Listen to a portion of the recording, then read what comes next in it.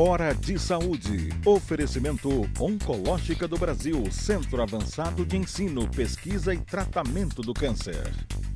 Macedo Hospitalar, tradição em tecnologia presente nos melhores hospitais da Amazônia.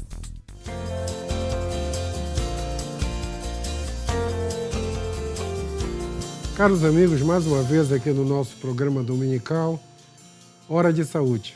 O programa que fala o que se faz de melhor na medicina do mundo, do Brasil, do Pará, especificamente de Belém. Hoje nós temos um convidado muito especial. É o meu amigo, professor Marco Vinícius. O Marco Vinícius é professor titular de cirurgia da UEPA, professor de cirurgia da Federal. Ele é quem começou aqui em Belém o estudo de pesquisa experimental em medicina clássica. Ele coordena na UEPA o Laboratório de Medicina Experimental. Ele coordena o curso de mestrado em Medicina Experimental da nossa região, que é o primeiro curso específico, que é um curso profissionalizante também. E o currículo do Marco é muito grande, senão vai acabar meu tempo aqui só falando das coisas que ele faz. E ele é o editor-chefe da ex-revista da Santa Casa, que agora ele vai começar me falando o nome atual em inglês. Como é que é, Marco? Obrigado, Eduardo. Em princípio, obrigado pelos elogios. Bom dia aos telespectadores. Na realidade, a revista da Santa Casa ela evoluiu para uma revista agora internacional, que é a Pará Medical Research Journal. Então, a gente, com a produção que a Santa Casa está tendo, junto com o nosso programa de mestrado, a gente tenta, com essa evolução da revista, atingir agora o público não só nacional e regional, mas também um público internacional para a revista. Puxa, agora deu um salto. Isso é um salto enorme em termos de produção científica. Marco, tu que mexe com produção científica profissionalizante, eu soube que vocês já têm uma série de patentes. Como é que isso funciona, hein? Isso. Bom, o nosso mestrado, o mestrado de cirurgia e pesquisa experimental, foi o primeiro na região amazônica na área de cirurgia. Ele começou em 2013. Foi o primeiro que a CAPES autorizou e credenciou na Amazônia. Então, a grande diferença que tem entre um mestrado acadêmico e um mestrado profissional é que o mestrado acadêmico visa a publicação de artigos científicos. É uma produção onde a pesquisa ela não precisa ser aplicável imediatamente. Enquanto que no mestrado profissional, não. O resultado das pesquisas e das teses tem que ser imediatamente aplicável à sociedade. Certo. Então, um dos produtos que nós temos que valoriza e diferencia totalmente do acadêmico são exatamente as patentes. Então, as patentes são muito importantes. Hoje, nosso programa já tem 7 patentes depositadas e mais 5 em andamento para depósito. 7 patentes? Isso. E que, comparando os mestrados profissionais da área cirúrgica no Brasil, é um dos que mais tem patentes hoje. Eu acho que talvez a Univas tenha o mesmo número de patentes que nós. Então, essa é a grande diferença do mestrado acadêmico para o profissional.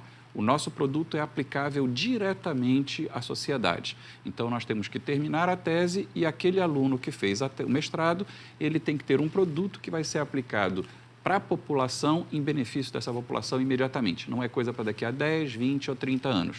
É coisa para aplicação imediata. Comercializar já.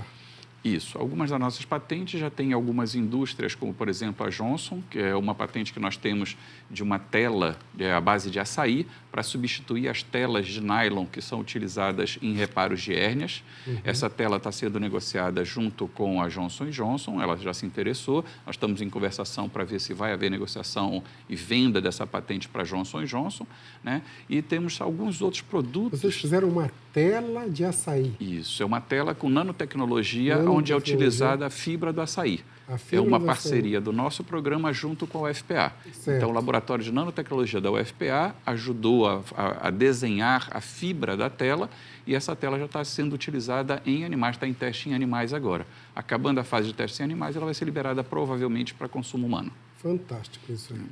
A produção bem local. E outra patente que você falou? A outra patente que nós temos agora, mais recente, é um urofluxômetro. O urofluxômetro é um aparelho utilizado na urologia para dar diagnóstico precoce de hipertrofia prostática. Certo. Então, o paciente, quando tem uma hipertrofia da próstata, um dos primeiros sintomas que ele tem é a dificuldade de urinar. Então, o jato urinário fica mais fraco. Os aparelhos comerciais que se tem hoje no mercado custam na faixa de 15 a 25 mil reais, mais ou menos. E esse aluno, o Eduardo, conseguiu fazer artesanalmente um urofluxômetro para ser utilizado dentro do consultório do urologista, que não chega a custar R$1.000. Puxa, E também já está sendo negociado com uma firma chamada Alácer, uma firma de São Paulo, que já está interessada em comprar a patente do produto também. Então, dá até para usar em casa. Exatamente, dá para usar em casa. O paciente que tem...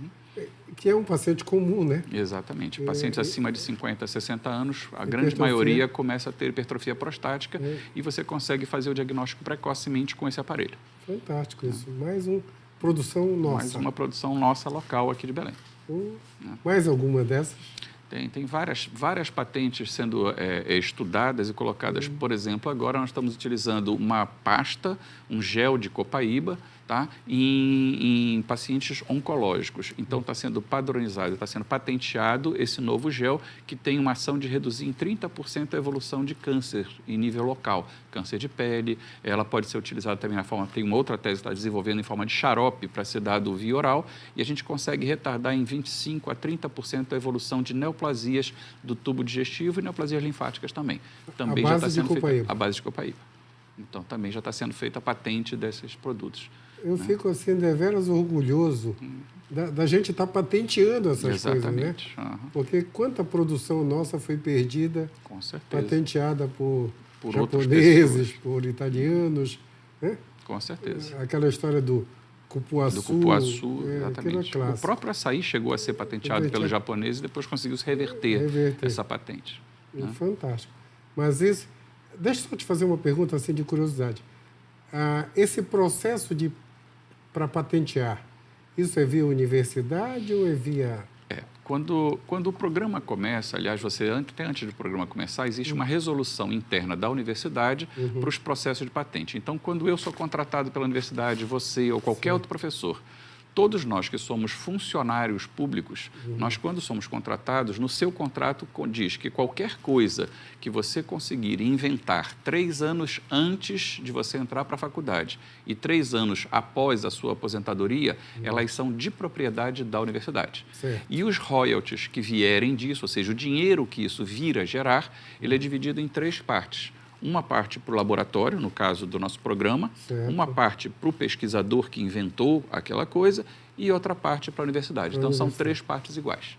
Então, esse dinheiro é dividido para incentivar cada vez mais a pesquisa dentro da universidade. E é o que está acontecendo com a gente agora. Não, isso é muito bom. Isso é muito bom saber. Porque a última vez que eu fui na pró-reitoria para discutir isso aí, ninguém soube me explicar o que você sintetizou de uma maneira muito simples. Tem resoluções das universidades hoje, praticamente em todo o Brasil, que falam sobre isso e colocam muito bem isso. A distribuição dos royalties, que é o dinheiro que entra com as invenções, e as universidades cada vez mais se voltam para a indústria e para o comércio e para as empresas para resolver esses problemas dessas empresas. E essas empresas pagam para que você consiga resolver problemas, que é o lógico, né? Se eu formo um engenheiro, o engenheiro vai construir um prédio. Por que ele não pode, dentro da universidade, construir o prédio também? E hoje a gente não vê nenhum prédio na cidade que tenha sido feito pela engenharia da UFPA, por exemplo. A gente vê pelas firmas que são de engenheiros formados na UFPA. Então, a lógica está se revertendo exatamente para isso. Certo. A primeira ideia disso na área da gente médica foi a criação do INCOR, né? Eu lembro que em São Paulo. Os médicos do INCOR descobriram que os melhores médicos de São Paulo eram eles. Né? E eles trabalhavam no Círio e no Einstein.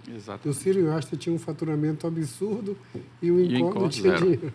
E aí o professor Decu e o Zerbini resolveram colocar todo mundo lá dentro.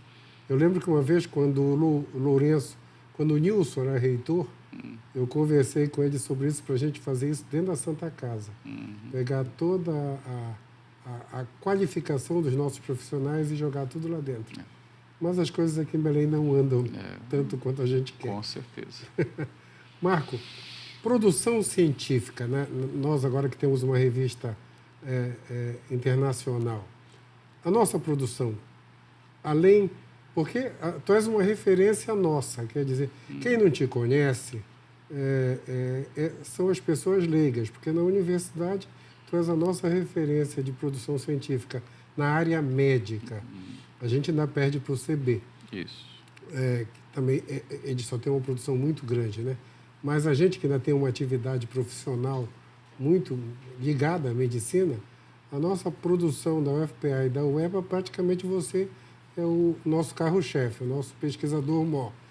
Então, todos nós te conhecemos por causa disso. A nossa produção é muito grande agora, desde que tu coordenaste a revista que era da Santa Casa.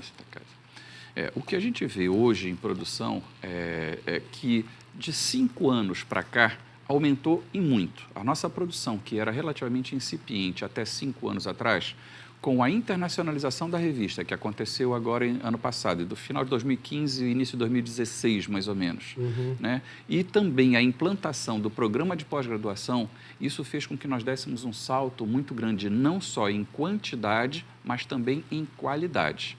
Só para você ter uma ideia, os nossos trabalhos, há 5 anos passados, nós não conseguíamos atingir revistas internacionais com impacto maior do que 0,8, 0,9, mais ou menos.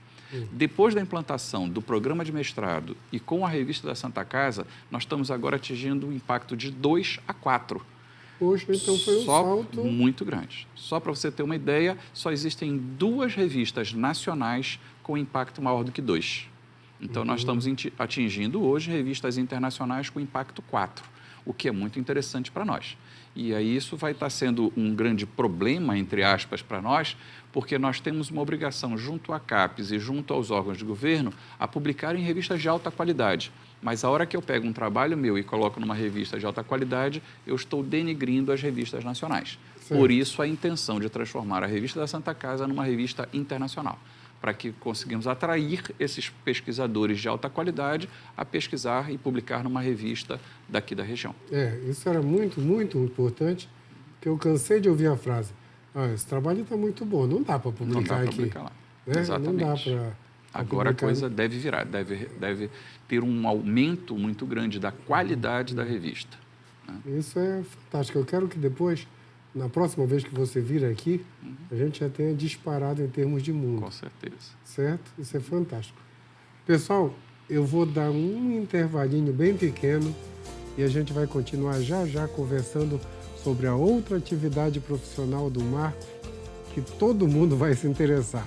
Um instantinho só que a gente já volta. Hora de Saúde. Oferecimento Oncológica do Brasil, Centro Avançado de Ensino, Pesquisa e Tratamento do Câncer. Macedo Hospitalar, tradição em tecnologia presente nos melhores hospitais da Amazônia.